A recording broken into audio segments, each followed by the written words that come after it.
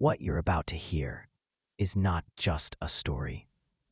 It's a chilling reminder that even in the most ordinary moments, danger can find you.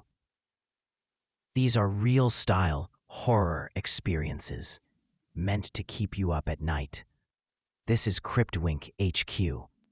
Let's begin. This story has stayed with me for years, and even now, retelling it makes my stomach twist. It's about the night I came face to face with something I still can't explain. Something people on the internet whisper about, but most dismiss as just another urban legend. I'm talking about the black-eyed children. I'd heard of them before that night, mostly from late-night forums and creepy YouTube videos, but I never believed it could actually happen to me. That all changed one freezing winter night in 2019, when I was living alone in a small rental house just outside a rural town in Montana. The house was old, built in the 1960s, sitting on a lonely two-lane road with no streetlights. Behind it stretched nothing but fields and the shadowy outline of pine trees in the distance. I'd moved there for work, trying to save money. But what I got instead was silence, so thick it sometimes felt like the walls themselves were listening. Most nights, I'd sit by the window in the living room, scrolling on my phone or watching TV. The world outside my glass panes was pitch black by 6 p.m. in winter, and that darkness always felt heavier than normal, like it was pressing up against the house, waiting for me to notice it. On the night this happened, I'd just finished dinner. I remember the faint rattle of the wind outside, the kind that slides against the siding and makes you feel like the house is groaning with every gust. I had a mug of hot coffee in my hands, sitting back in the recliner, when I heard it. A knock. 3 sharp raps against the glass. At first, I thought I'd imagined it. I turned down the TV, leaning forward in my chair.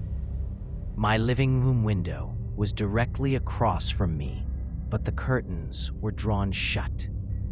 The sound had definitely come from there, not the door. Another knock followed, louder this time. My heart jumped. Who the hell knocks on a window in the middle of nowhere? I stood up slowly, every nerve in my body on edge. The heater kicked on in that exact moment, filling the silence with a low hum, but my ears were locked on the window. "Hello?" I called out, my voice sounding shakier than I meant it to. No response. I thought about ignoring it, just turning the TV back on and pretending I hadn't heard anything. But the knock came again, steady, deliberate. I grabbed the edge of the curtain and pulled it back just enough to peek outside. What I saw froze me. 2 children stood directly in front of the glass. A boy and a girl, maybe around 10 years old. They were pale, unnaturally pale, like their skin had been drained of all color. They wore outdated clothes, simple jackets, faded jeans, and both stood perfectly still. But it wasn't their clothes, or even their sudden appearance, that made me stumble back. It was their eyes, completely black. No whites, no pupils, just endless voids staring straight into me. I must have gasped out loud because both of them tilted their heads at the same time. As if they were mimicking each other, they didn't blink. They didn't move. They just waited. For a moment, I tried to convince myself this was some kind of prank. Maybe neighbor kids wearing contacts. But I didn't have any neighbors within a mile, and no parent in their right mind would let children wander out here in freezing weather at nearly midnight. "Go home," I said firmly, though my voice cracked. "You can't be here." The boy tilted his head again. "We can't leave unless you let us in." Those words, they echoed in my skull. "We can't leave unless you let us in." Something in the way he said it made my blood run cold. I pulled the curtain closed in one quick motion, stepping back. My hands were shaking. I grabbed my phone, about to call the sheriff's office, when I realized something. There was no sound outside. No wind, no heater hum, no distant creak of the house. Just silence. I could still feel their presence on the other side of the glass. I forced myself to dial 911, but before I could hit call, another sound made me freeze. It wasn't knocking this time. It was tapping. Slow, deliberate taps, like fingernails on glass. And then, a whisper. "We know you're watching." I dropped the phone. My chest tightened, as if the air in the room had thinned. I wanted to run, but my legs wouldn't move. When I finally gathered the courage to peek again through the curtain, the window was empty. They were gone. Or so I thought. I turned away, trying to calm myself, when a faint reflection caught my eye in the darkened TV screen. Behind me, at the kitchen window, two silhouettes, watching. I spun around. Sure enough, they had moved, silently to the back of the house, both pressed up against the glass, their black eyes locked onto mine. Their faces were still, emotionless. "Please let us in. We won't hurt you." That last part didn't sound like reassurance. It sounded like a promise they couldn't keep. I stumbled back into the hallway, slamming the bedroom door shut and locking it. My breathing was erratic, my hands trembling so badly I could barely hold my phone. I tried dialing again, but there was no signal. The screen read, "No service."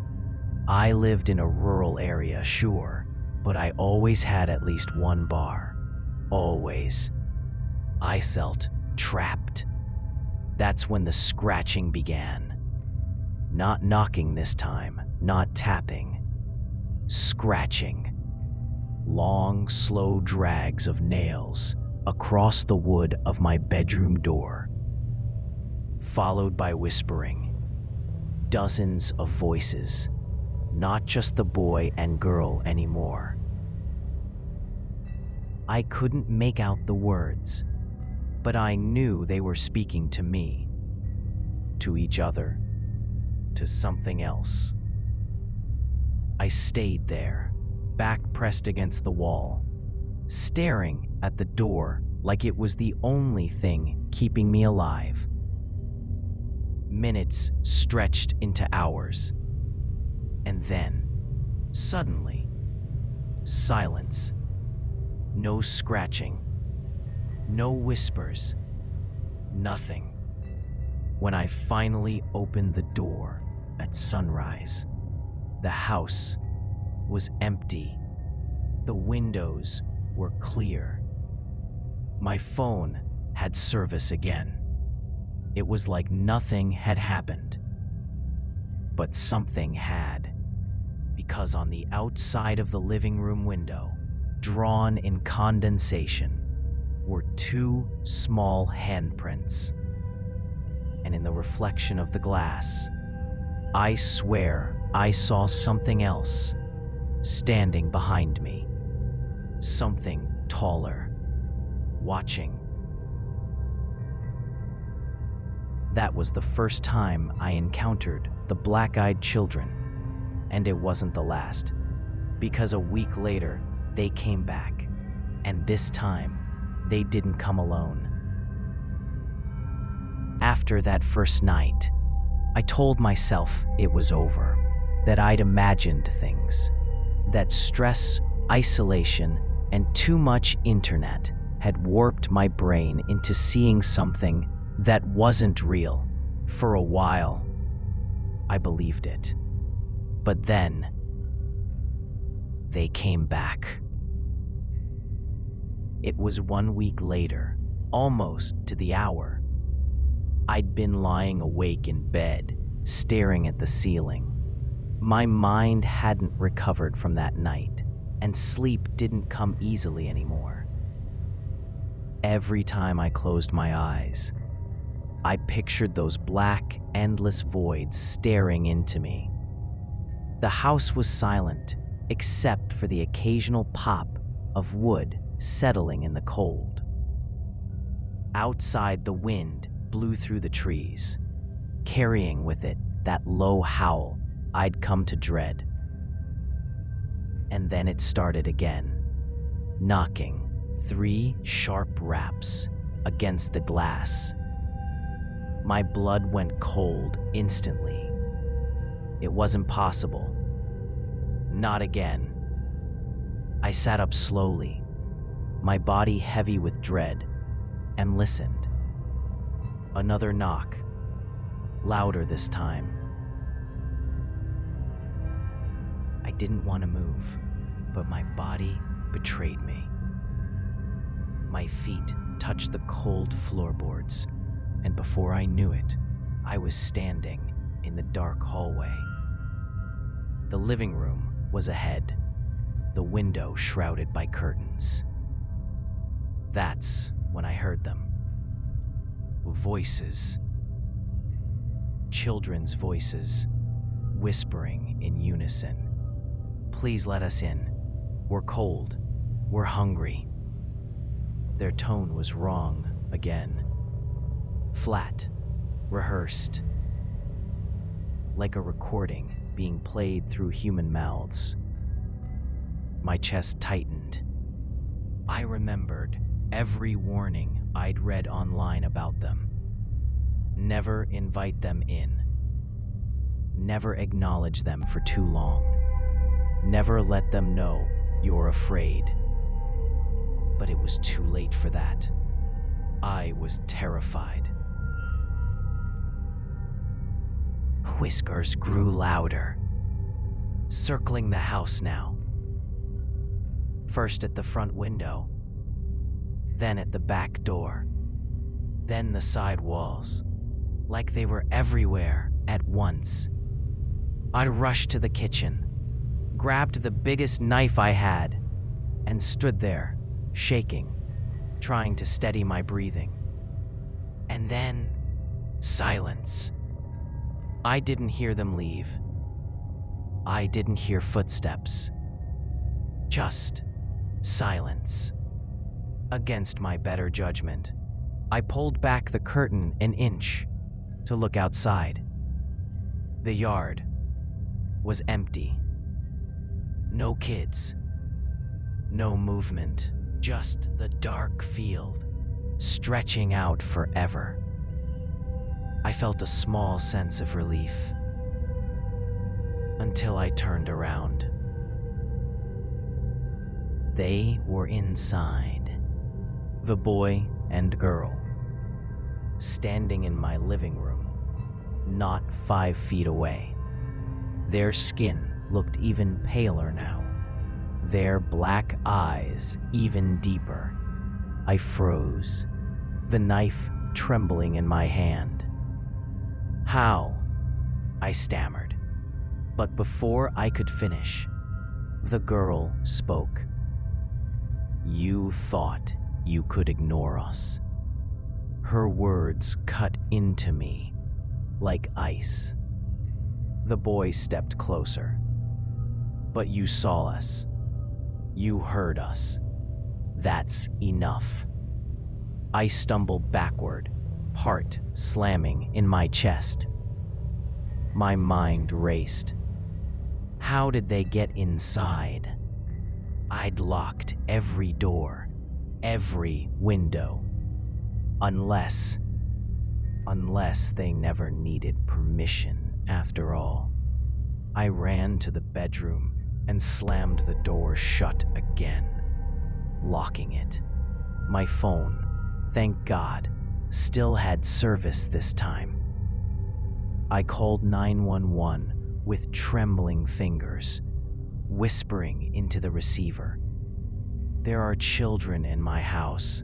Please send someone. Please." The dispatcher's voice was calm but confused. She asked me to stay on the line, asked for my address. I gave it, whispering as quietly as I could. And then I heard it, not from the hall, from the phone itself. "Please let us in."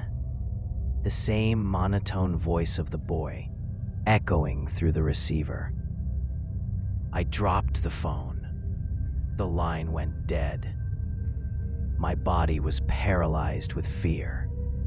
I backed into the farthest corner of the bedroom, knife in hand, eyes locked on the door.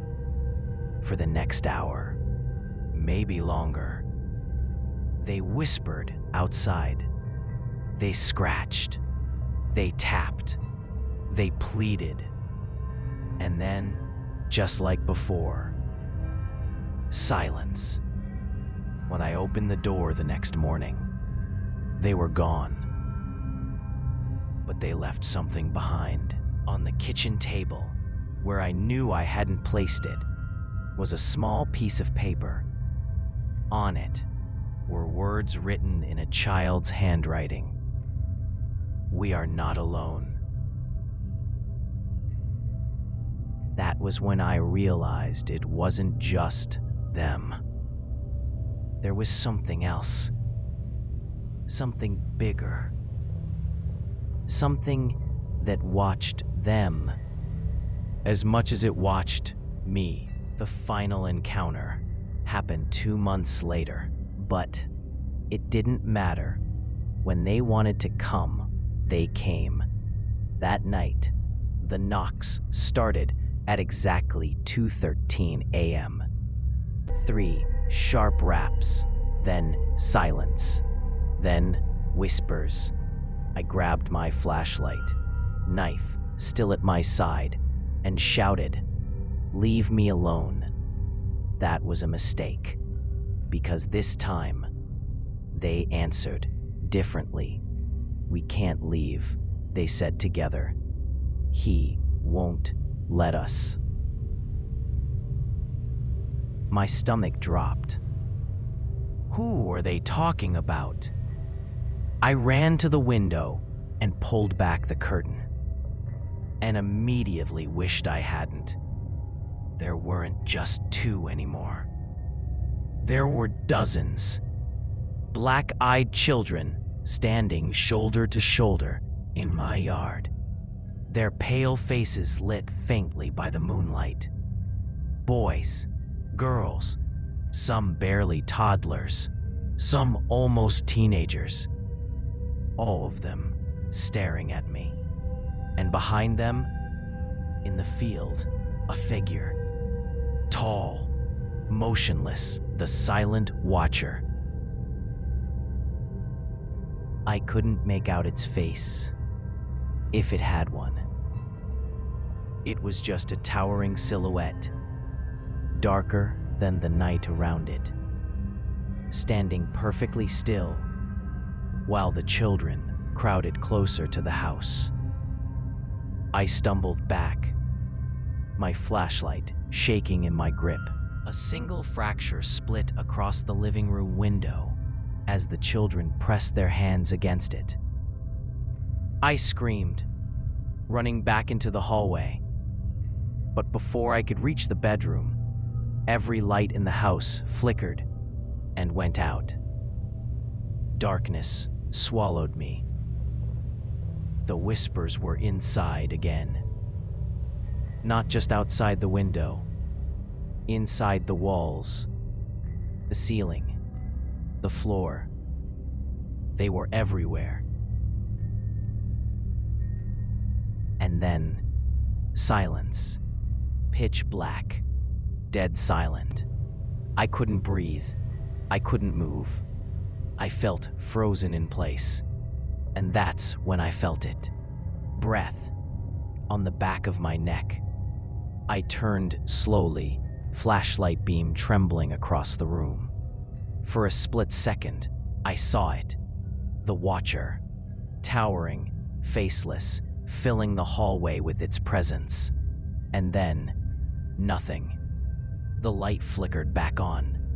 The house was empty. The children were gone. The window was intact, like none of it had ever happened. But when I finally gathered the courage to step outside the next morning, I saw something in the dirt near the edge of the field. Footprints, small, dozens of them, and one set far larger than the rest. I don't live in that house anymore. I left a week later, breaking my lease, leaving behind everything I couldn't carry.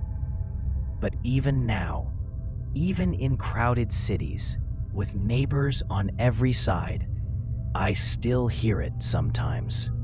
Knocking. 3 sharp raps against the glass. Always at 2:13 a.m. and in the corner of my eye, through the reflection of the dark window, I sometimes see them. The children, smiling, waiting. And further back, where the light doesn't reach, the Watcher, still there, still waiting.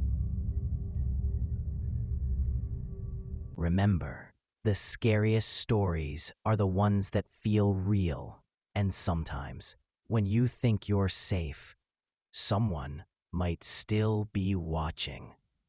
If you enjoyed this story, share your thoughts in the comments below.